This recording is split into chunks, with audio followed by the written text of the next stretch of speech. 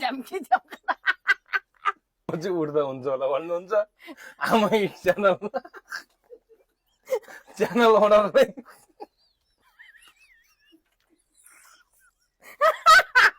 अಯ್यो आज पनि उठाउनु परिसकेको सकेर पुरा है नहाँसौँ यो पेटले धेरै असर हुने भयो आज मलाई चाहिँ खान मिठो लाग्छ भाइ होइन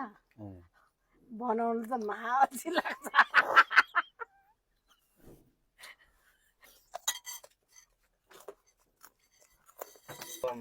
कहिले पिठे खाने कहिले यस्तो खाने अब जिन्दगी चाहिँ खानेमै जिन्दगी मेरो बितिरहेछ